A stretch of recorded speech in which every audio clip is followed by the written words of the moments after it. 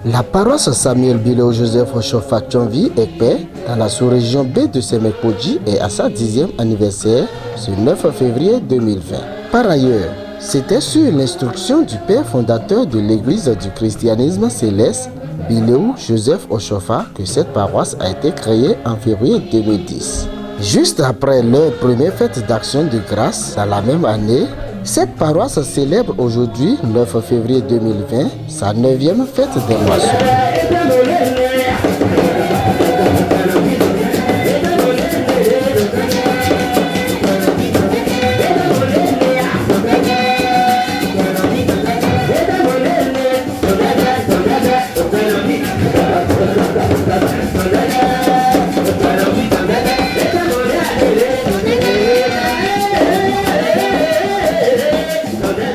La vénérable supérieure Maman Oli Vodino Marie, épouse Moncho, est celle qui a eu la grâce de rencontrer Papa Oshofa physiquement à Semé-Plage lors du pèlerinage de 2008 pour implanter cette paroisse. Elle nous dit pourquoi avoir donné ce nom à cette dernière. Papa Oshofa,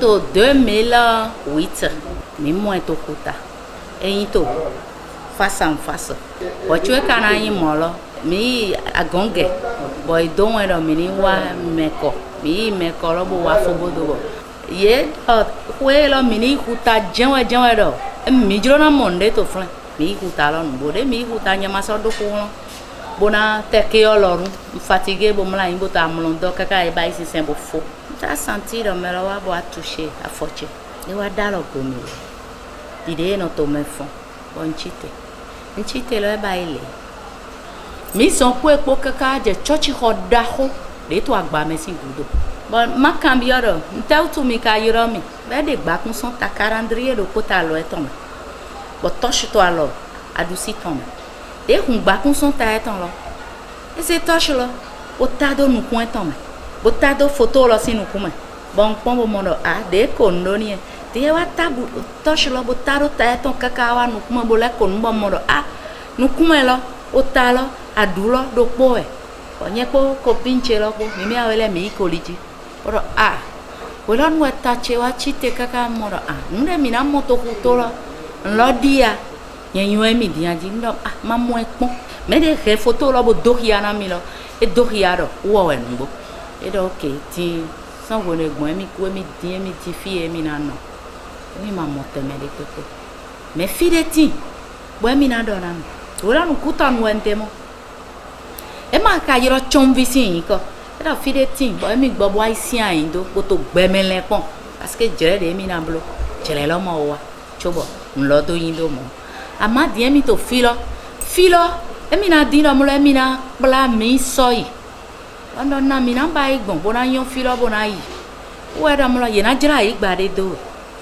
ni e ka jira do to tan ele me agbeblo e do filo ai kaka bona mo budron kaka bona clan bona so mo kowe kaka bona tron kowe ji bona bi oko vovo ma aka bi ai gba lo ji amu amanga ti aton to kwe lo gbe ni aje flen bo mo si yen ne lo nyu do filo unie e to ho ne lo do fait père fo bonye wari do no ah eta mi namba ido flen lo ah mi na no flen do po no abo mi namba i groupe de prière o melena no blo prière flen ba ile church we mi na hu do flen bo gba ho we mi le suna mo ho me mo no do manga tin lo sa we mi no e pa cha mi bo so do bu na mi de to ho lo do tro lo me e yiro le iwa me churo kolo la me bison wesunji bo wa de je flen tro bo de te me no e to budona mi to findo e yo kolo mai buko yeni pon papa mi présenter mi de na e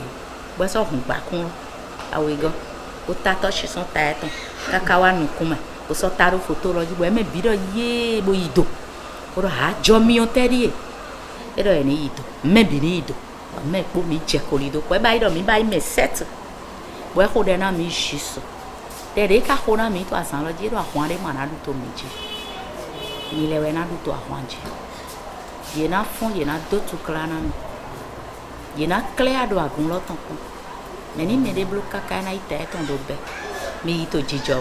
Le premier responsable spirituel de cette paroisse, le supérieur seigneur évangéliste Mocho Bienvenu, nous dit comment a été l'organisation de cette année et le dignitaire prie pour ses fidèles. 10 ans, c'est important dans la vie d'un homme en Jésus-Christ. Nous sommes très heureux, très contents de voir le jour. Et nous voulons faire même plus que qu'on est en train de faire. Mais Dieu va nous aider. Dieu nous a gardés. Dieu nous a maintenus en vie. Et nous aussi, on a vu ce jour-là. C'est très important. Tous les fidèles de cette paroisse auront la joie de tous les jours. Leur maison ne connaîtra pas de maladie cette année 2020. Ils n'iront pas à l'hôpital avec leur argent.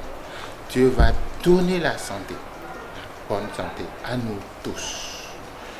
Et va nous attacher ensemble. La fraternité doit continuer. Le samedi 8 février est le jour retenu pour le concert spirituel. La chorale junior et senior de la paroisse Biléou ont émerveillé le public présent à travers leurs prestations.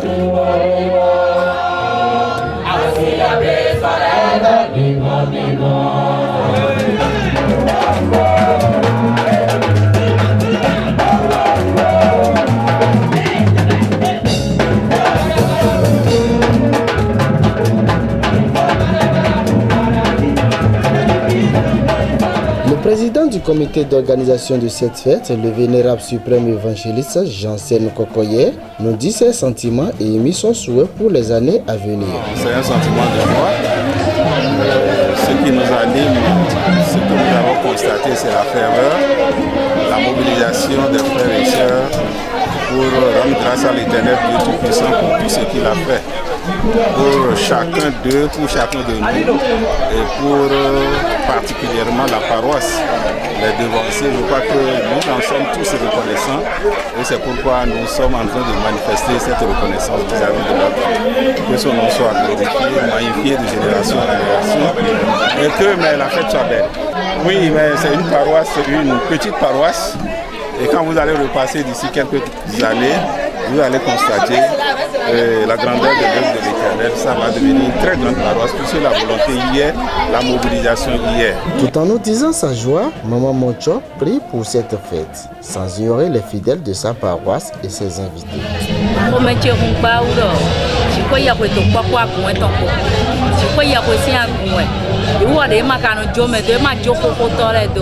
Ema jo papa o shofado mi lo suto asan lokon ema jo mi do eto alogora mi bo mi to yi to awa me ko le ton ko ye ko yo shofa ton ejuro bo ye ko ta fo ayi gba loji ena so pla e so iwon do eton le me ko fifa ko me dodo apo ka bidu awe ko de son apo eton me bon juro dagbe si an liji ko ka dodo apo lo me to egbe ti ko ye ko papa o shofa ton ena isusu eton da apo lo me na ye bon nu e ye ma len wa ji ko ye ko na wa na e to 2020 lo me mbiona agun lodo ko de vore ja ji ko ye ko ni na gbegbe to e wa file po onya utu do lara e bon nu kun mi do mo e to egbe ye ni so inu kun lo do mo mi to 2021 mi lo so ni so inu kun lo do mo e to 2021 bon dagbe ji ko ye ko wa na e to we godo ye na ya onu e ton do de kun e ton mi lo so na de kun e ton bo wi wa e ton fogodo lo to yin Jesu ton me papa o sofa ni ko wa nu ja oru agun lo jibo lo ni ko so golo adahu gan mo mi ni ma so to de mi te dimlo mi jora kolo de ni Jesu makagba ye do mi me gbe to makagba me di do le ko fo e me ni ji ko ye ko do kholo o cho gbe to le wa je kan e no pa me don ji ko ye ko ni do na mi to gbigbo me o cho mi le lo su ni wa do mi ton. Le président de chorale de cette paroisse, le seigneur évangéliste Roncaré Olivier, apprécie cette fête et prie pour la maman paroissiale, sans ignorer le révérend pasteur Adéogo. Oui, là, c'est quand Bible, chorale nani edo nuko ya do vivina e, unto haibo, e banyana, ko e do do fo mi ko do pe me, to no ki fo me, e banyana, do aklo su mo go yi mo we. ouais pour au courant tout bibi do mo do agunle do bere igbaji bo den bile wudi e ma so donc on mi an donné o me hole na mo ni pa gbojan we yiri bo pa me dama na gbolo donc maman gbolo to so afo e to pété donc on doit mi an do te bo an do je papa je va attendre mo je na hen bo a confier na du gbe ton wo so du wa confier sin gbe afon sanako bon papa mi ton révérend me to chanaji du egbege o ta mi ton na hen bo so ta na hen mi Tout en priant pour les invités, le supérieur senior évangéliste Mocho nous dit les perspectives à venir. La soirée d'hier, c'était merveilleux. C'était merveilleux, c'était l'apothéose, c'était la joie. Tout le monde va dans tous les sens. Il n'y a pas de chose, c'est la joie. Et puis ça s'est très bien passé. Si Dieu nous donne la force, si Dieu nous donne la santé, d'ici 5 ans, nous devons monter sur une maison à étage. C'est ce qui nous plaît, c'est ce que nous voulons. Vraiment. Et on ne dira plus petite paroisse, non. C'est ce que nous demandons à Dieu. Il n'y a qu'à nous donner les moyens, nous donner la santé, surtout la santé, ça va venir. Que la paix de notre Seigneur Jésus-Christ soit avec tout le monde. Tous ceux qui ont mis pied ici aujourd'hui, que la grâce de Dieu les suive jusqu'à leur travail, leur domicile, leur commerce. Le premier assistant du révérend pasteur de sur la paroisse à Centre, le vénérable suprême évangéliste Sedogbo Félix, nous dit les raisons de sa présence sur la paroisse Bilé Uchonvi et émis son souhait pour cette paroisse.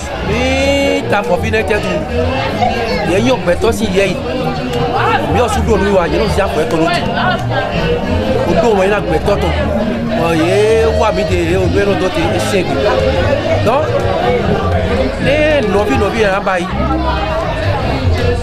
iro tepo londo waina melozo yedo waina mito wano se akozo mi do wa mi ba ya kune mi ngalo de nyamlo ya o sete mo abondo eto kini mo tukana na sete nya e bai bona to a so na be to Jesus ti come me jiro kulu no do we ko mi na bi o ko e bi jere bo ko jo to ma so ya no ko lo me de tere na no ele na de kulu no ko do jo ta so adu. La supérieure maman Rodon Folie Reine prie pour cette paroisse. Il y a des gens qui ont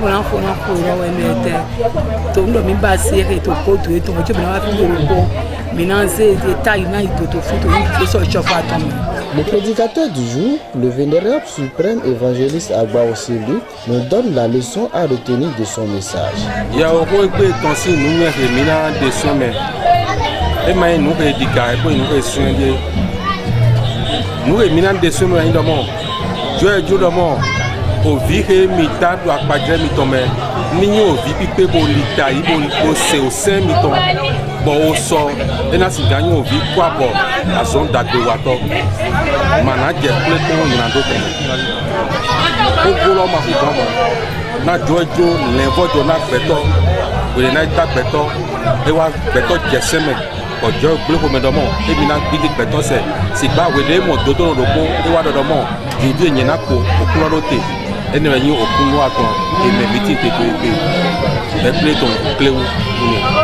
président de cette sous-région, le vénérable suprême évangéliste Simon Ousougoué, nous fait une petite historique de la fête des moissons et prie pour cette fête. La fête des moissons, c'est une institution civile.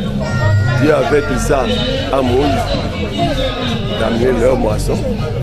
Mais tout le monde avait oublié. Toutes les congrégations qui étaient avant nous ont oublié. Mais Dieu a vu qu'il faudrait que ce que j'ai demandé à l'homme, on leur rappelle ça. Donc Papa Ojoba, il a la révélation d'une paroisse qui est créée. 3 ans après, la première année c'est l'action de grâce, la deuxième année action de grâce, troisième année fête de masse. C'est ça que la paroisse SBJ Ojoba Djongi est en train de faire actuellement. Je remercie le Seigneur qui m'a gardé. J'étais ici l'année dernière, je suis ici encore et les gens sont là. La fête sera belle. Les gens vont venir de partout. La fête sera belle. Les gens vont amener des gens de partout. Nous allons chanter, nous allons danser, nous allons acheter, nous allons manger ensemble ici toute la journée. Bonne fête à tous les fidèles de la paroisse Bilé Ochonvi et que le Dieu de Papa Oshofa exauce vos différents vœux.